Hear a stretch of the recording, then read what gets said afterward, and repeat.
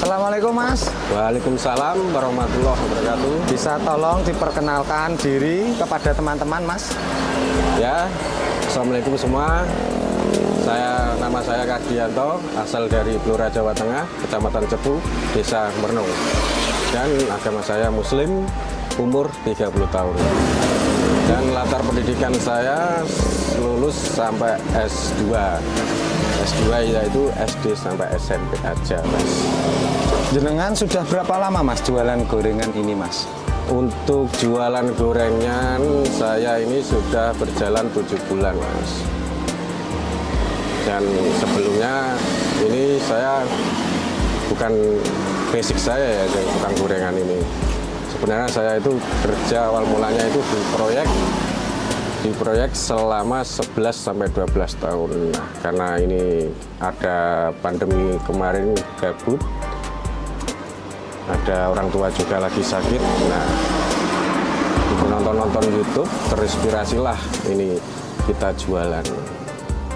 Oh gitu. Terus cerita awal kenapa jenengan kok sampai memilih profesi sebagai pedagang gorengan ini, awal-awalnya bagaimana ini? Awal mula sebelumnya kita itu karena ada orang tua sakit ya, karena orang tua sakit kita udah terlalu capek juga untuk merantau 12 tahun ini Mas, sangat-sangat capek dan ada fase titik tertentu berat-beratnya. Waktu itu bapak lagi sakit, nenek juga sakit. Nah, itulah ya, kita tidak bisa lagi pikiran untuk kembali merantau lagi, kayaknya udah nggak bisa. Nah, kita nonton YouTube, TikTok, muncullah ide untuk jualan. Karena kakek nenek ini udah nggak bisa ditinggal ya, kita pamit dia selalu ngeluh. Karena semakin takutnya semakin parah penyakitnya, ya kita hitung-hitung mending jualan aja. Terus gorengan apa saja yang Mas bikin ini? Terus kenapa ini kok gorengan dinamakan gorengan Sultan? Nah, ini pertanyaan yang sangat menarik.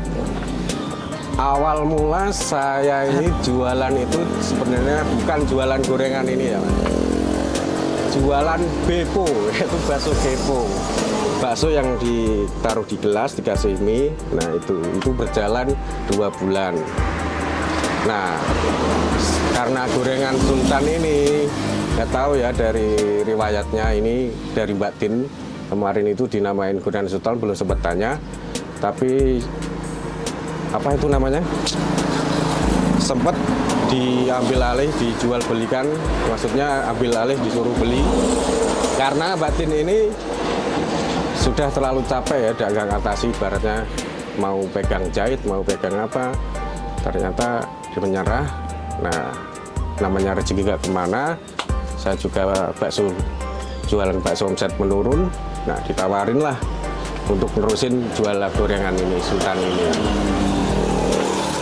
Selama Anda ini masih jualan gorengan, apakah ada pembeli atau yang lain yang komplain masalah gorengan? Terus cara menanggapinya gimana ini Masnya? Wah, awal mula ya ini kan istilahnya kalau jualan itu udah kenyang-kenyangnya lah ini Mas.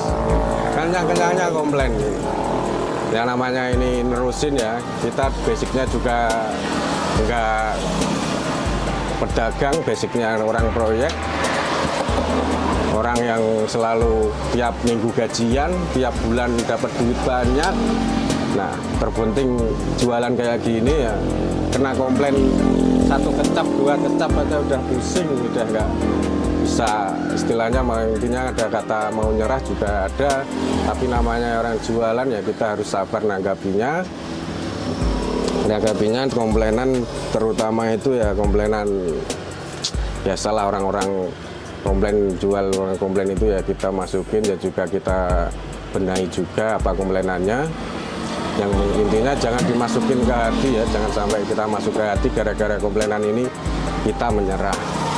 Jadikan komplainan ini sebagai batu tanjakan ke tingkat berikutnya supaya kita ini jualan terus termotivasi karena komplainan ini. Jadi tahap sedikit kita perbaiki, rasa kita perbaiki. Alhamdulillah juga banyak yang dukung, banyak yang support. Jangan menyerah, terusin aja, terjun terjun. Nah, terciptalah rasa yang alhamdulillah udah mulai enak. Selama Mas Yanto ini jualan gorengan, Ya. berapa omsetnya per bulan selama ini? Kalau intinya omset per bulan itu gimana ya, kalau kita hidup di kampung ini apa-apa juga mahal, memasukkan sama pengeluaran juga intinya beda dikit, malah pengeluaran yang banyak.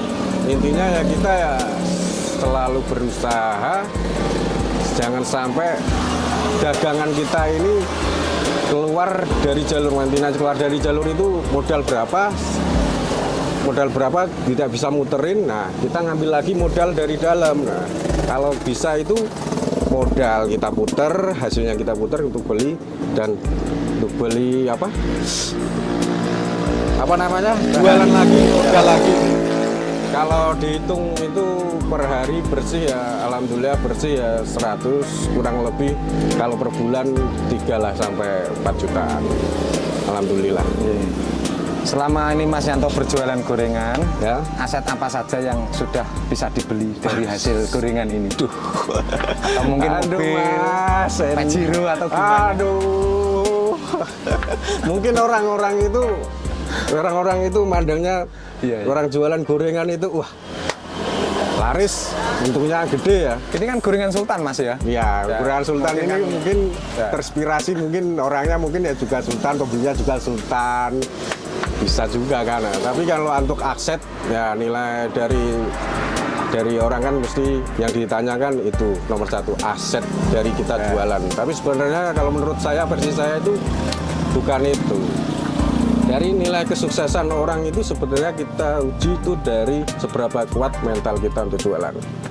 Itu intinya dari seberapa kuat.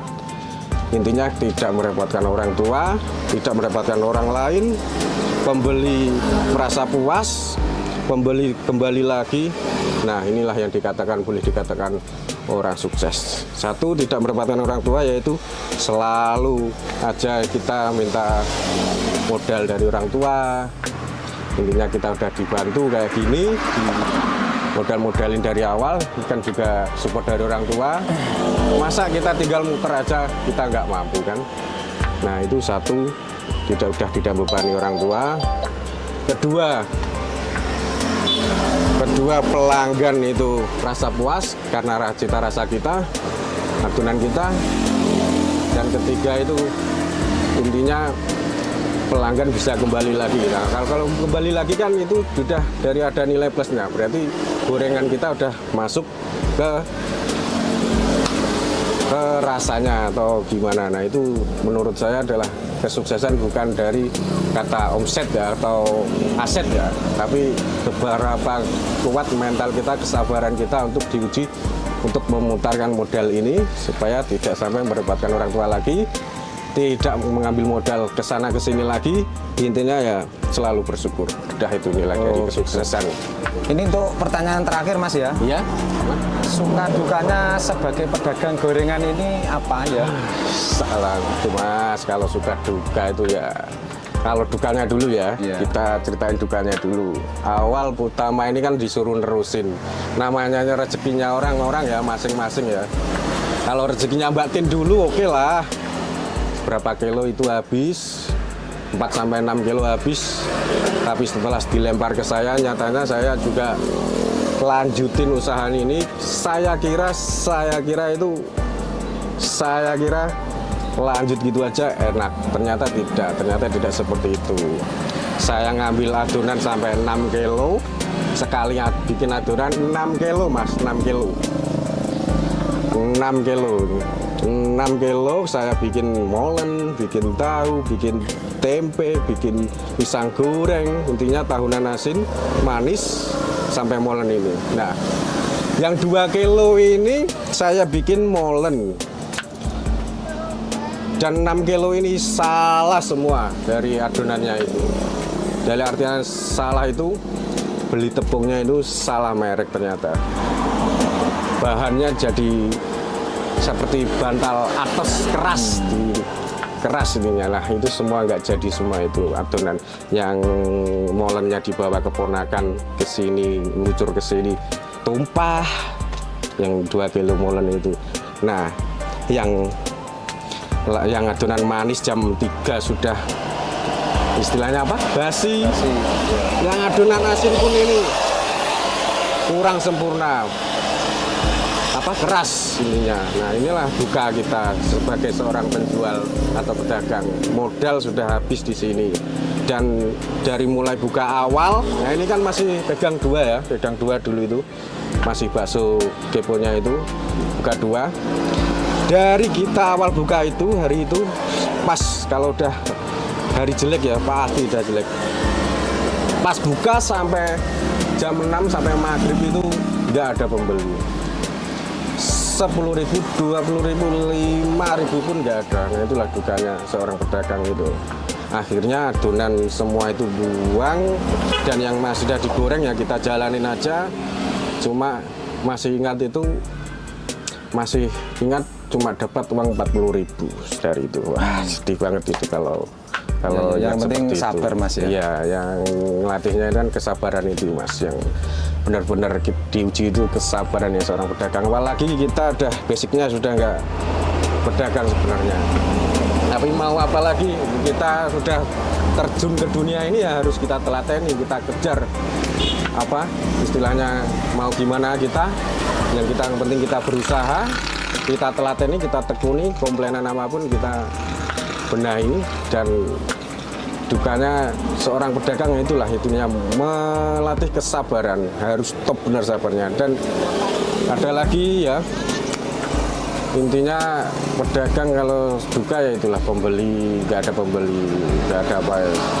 Terus sukanya ya biasa, kalau pedagang lah sukanya ya kalau rame, rasa ada pelanggan puas. Kadang juga siang udah habis, itu juga pernah. Itulah sukanya seorang pedagang ya, alhamdulillah itu juga pernah ngalamin. Siang baru buka berapa jam ludes, itu juga pernah, alhamdulillah. Nah kalau melatih kesabaran udah lah terjun ke pedagang. Ya udah gitu aja Mas ya. Terima kasih atas waktunya. Semoga Mas Yanto Ya, sukses dan jangan lupa selalu bersyukur. ya terima kasih sudah mau mampir ke lapak saya. Semoga cerita saya bisa bermanfaat bagi kaum milenial dan menginspirasi. Dan jangan lupa mampir ke Gorengan Sultan, lokasi depan Indomaret Mernung. Guys, sampai jumpa.